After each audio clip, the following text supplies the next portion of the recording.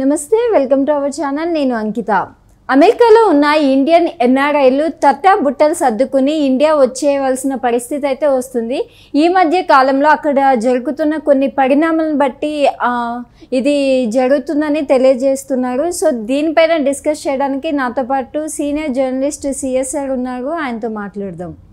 Hi sir. Hello sir, ఇప్పుడు చూస్తే అమెరికాలో ఉన్న ఎన్ఆర్ఐస్, ఇండియన్ ఎన్ఆర్ఐస్ ఎవరైతే ఉన్నారో వాళ్ళు త్వరలోనే తట్టబుట్టలు సర్దుకుని ఇండియాకి మళ్ళీ వచ్చేస్తారు అని తెలుస్తుంది. అసలు ఎందుకు జరుగుతుంది అంటే ఈ మధ్య కాలంలో అక్కడ ఏవైతే పరిణామాలు జరిగాయో దాని ఎఫెక్ట్ వల్లనే ఇది అవుతుంది అనేసి అంటున్నారు. సో అసలు ఏంటి? ఇప్పుడు అమెరికాలో ఉన్నటువంటి ఎన్ఆర్ఐలు ఎవరైతే ఉన్నారో వాళ్ళు జరుగుతున్నటువంటి పరిణామాలు దాని మీద వాళ్ళ భవిష్యత్తు ఆధారపడి ఉంటుందనేది దాదాపు మనం విశ్లేషణ చేసుకోవచ్చు. ఎందుకనంటే అక్కడ ప్రభుత్వాలు మారినప్పుడల్లా కొన్ని ఇబ్బందుల్ని అక్కడ ఎన్ఆర్ఐలు ఎదుర్కొంటున్నారు. సపోజ్ ఒక కపుల్ ఉన్నారు, ఆ కపుల్లో ఒకరికి ఉద్యోగం లేదు, ఇంకొకరికి ఉంది. యాక్చువల్గా ఇండియన్స్ ఎనీ ఎన్ఆర్ఐ అక్కడికి వెళ్ళినప్పుడు అక్కడ H1B వీసా ఉంటే ఉద్యోగం చేసుకోవచ్చు. సో అది ఉంటేనే ఉద్యోగం ఇస్తారు. ఒకరికి ఉంటే కనుక డిపెండెంట్ అక్కడికి వెళ్ళిపోతారు. డిపెండెంట్ కూడా ఉద్యోగం చేసుకునేటువంటి వెసులుబాటు గతంలో ఉండేది, కానీ ఆ తర్వాత దాన్ని తీసేశారు. H4 వీసా అంటారు దాన్ని. సో డిపెండెంట్ ఎవరైతే ఉన్నారో వాళ్ళు వర్క్ చేసుకునేటువంటి వెసులుబాటుని కల్పించాలి అనేది డెమోక్రటిక్ పార్టీస్ ఆలోచిస్తూ ఉన్నాయి. కానీ రిపబ్లికన్స్ ఎవరైతే ఉన్నారో అక్కడ రిపబ్లికన్స్ దానికి ఒప్పుకోవట్లా. మొదటి నుంచి ఆ వాదం ఉంది. ఇప్పుడు రాజకీయ పరిణామాలు చాలా సీరియస్గా అమెరికాలో కనిపిస్తూ ఉన్నాయి. ఇప్పుడు కమలా హారిస్ వర్సెస్ ట్రంప్ మధ్య అక్కడ ఎన్నికల హీట్ పెరిగింది.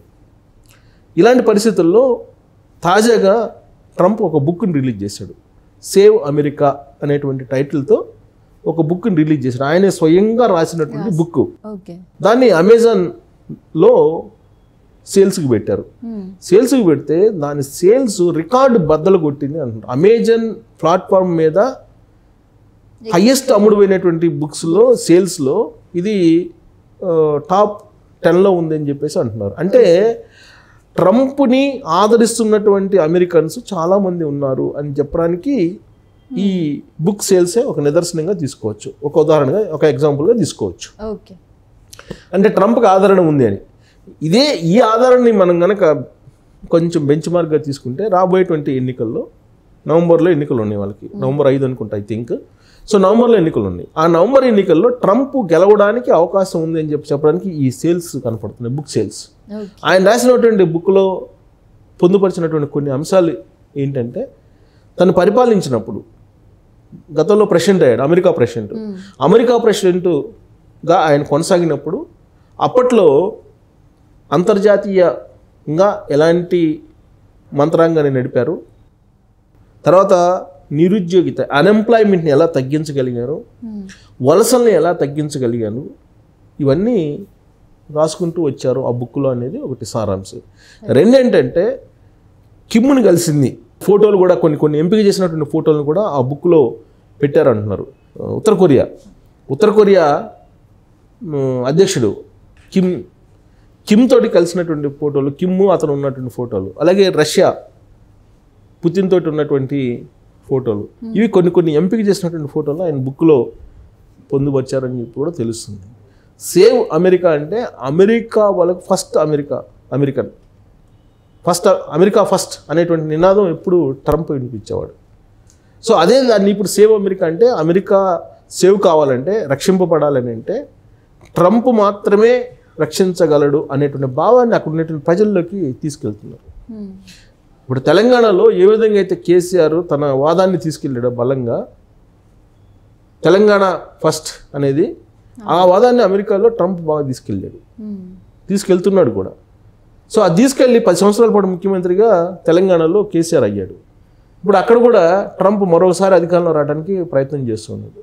అది బాగా క్లిక్ అయింది. ఇప్పుడు కారణం ఏంటంటే అక్కడ ఎన్ఆర్ఐస్ ఎవరైతే ఉన్నారో, నాట్ ఓన్లీ ఎన్ఆర్ఐస్, ప్రవాస భారతీయులే కాదు, ప్రవాస చైనీస్, వీళ్ళందరూ ఉన్నారు చాలామంది. ప్రపంచ దేశాల నుంచి అనేక మంది అమెరికాలో వెళ్ళి అమెరికాలో జీవించాలని, అమెరికాలో ఉద్యోగం చేయాలని, అమెరికాలో ఉన్నటువంటి అత్యంత సౌకర్యవంతమైనటువంటి విలాసవంతమైనటువంటి వాటిని అనుభవించాలని కోరుకుంటుంటారు.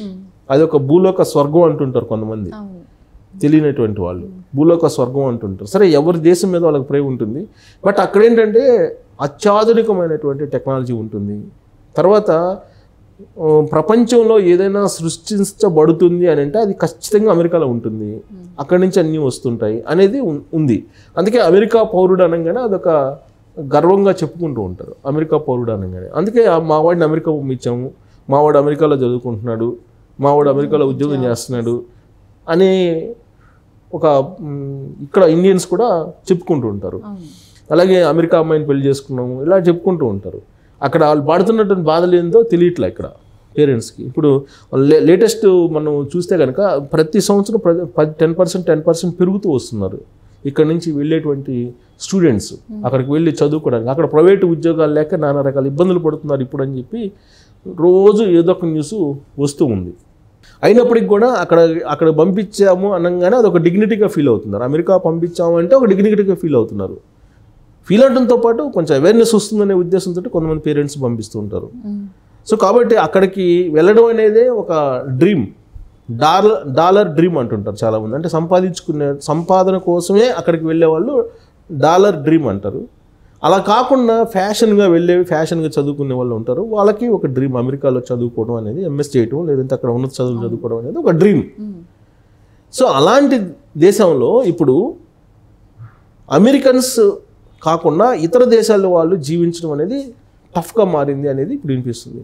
అదే ట్రంప్ వస్తే కనుక ఇంకా టఫ్ అయ్యేటువంటి అవకాశం ఉంది అనేది.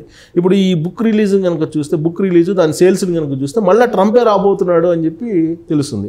ఒకవేళ ట్రంప్ వస్తే కనుక అక్కడ ఈ ఇమ్మిగ్రేషన్ సిస్టమ్ ఏదైతే ఉందో, ఇమ్మిగ్రేషన్ నిబంధనలు, ఇమ్మిగ్రేషన్ సిస్టమ్ని సమూలంగా మార్చేటువంటి అవకాశం ఉంది. అలాగే అక్కడ హోమ్ల్యాండ్ సెక్యూరిటీకి సంబంధించి కొన్ని గైడ్లైన్స్ మార్చి అక్కడ అనధికారికంగా ఉండేటువంటి వాళ్ళు చాలామంది, కొన్ని లక్షల మంది ఉన్నారు, వాళ్ళందరినీ పంపించేటువంటి ప్రయత్నం తొలి రోజుల్లోనే చేస్తాడు ట్రంప్ అనేది ఆడ వినిపిస్తుంది. ప్లస్ అమెరికాలో ట్రంప్ ప్రచారం కూడా అదే ఉంది. గతంలో కూడా ట్రంప్ ప్రెసిడెంట్గా ఉన్నప్పుడు ఇండియా నుంచి అమెరికా వెళ్ళాలి అంటే వీసాలు కూడా చాలా కష్టం అయ్యాయి కదా సార్. అవును, హైలీ క్వాలిఫైడ్ పీపుల్ తప్ప మామూలు వాళ్ళకి అమెరికాలో అడుగు పెట్టేటువంటి అవకాశం ట్రంప్ టైంలో రాలా. అలాంటి సిచ్యువేషనే మళ్ళా ఇప్పుడు వస్తుంది అనేది. ట్రంప్ ఏంటంటే హైలీ క్వాలిఫైడ్ పీపుల్ తీసుకుంటారు, ఎందుకంటే అక్కడ అవసరం కాబట్టి. కానీ ఇక్కడ చాలామంది అన్స్కిల్డ్ పీపుల్ కూడా అక్కడికి వెళ్ళిన వాళ్ళు ఉన్నారు దొంగతనంగా. ఇప్పుడు రకరకాల మార్గాలు ఉన్నాయి. ఈ రకరకాల మార్గాల ద్వారా అమెరికాలో వెళ్ళి దొంగచాటుగా ఉన్నటువంటి వాళ్ళు ఉన్నారు, ఇక్కడిని చదువుకోవడానికి వెళ్ళి అక్కడ అనధికారికంగా ఉన్నటువంటి వాళ్ళు ఉన్నారు. వాళ్ళందరినీ పంపించడానికి ట్రంప్ ప్రయత్నం చేస్తున్నాడు. ప్లస్ అమెరికా సేవ్ అమెరికా అనేటువంటి నినాదం తీసుకున్నాడు. అప్పుడేమో అమెరికా ఫస్ట్ అని తీసుకున్నాడు గత ఎన్నికల్లో, ఈసారి ఎన్నికల్లో అమెరికా సేవ్ అమెరికా అని తీసుకున్నారు.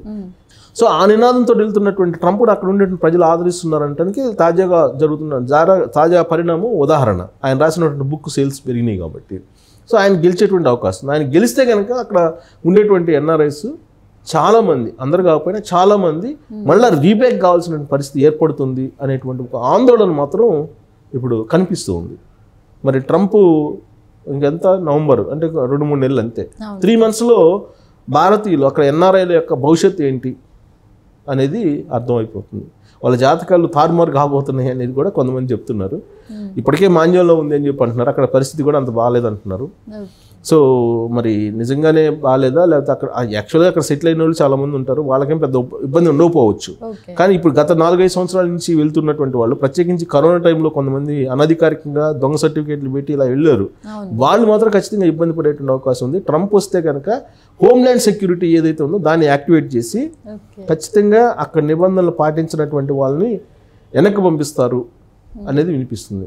ఎందుకు అంటే జనరల్గా మన వాళ్ళు ఏం చేస్తుంటారు, అక్కడ పోయి ఒక డబుల్ బెడ్రూమ్ ఫ్లాట్ తీసుకొని గెస్ట్ హౌస్ అంటారు, అక్కడ తీసుకొని యాక్చువల్గా అక్కడ 4 members కన్నా ఎక్కువ ఉండటానికి లేదు, దాంట్లో ఒక 10 మంది ఉంటారు మన వాళ్ళు, కానీ అక్కడ నామ్స్ ప్రకారం ఉండటానికి లేదు. సో అలాంటి రైడ్స్ కూడా జరిగేటువంటి అవకాశం ఉంది అనేది కూడా తెలుస్తుంది. సో రాబోయేటువంటి రోజుల్లో క్లిష్ట పరిస్థితులు ఎదుర్కొనే అవకాశం ఉంది అక్కడ ఎన్ఆర్ఐలు. Okay, thank you sir.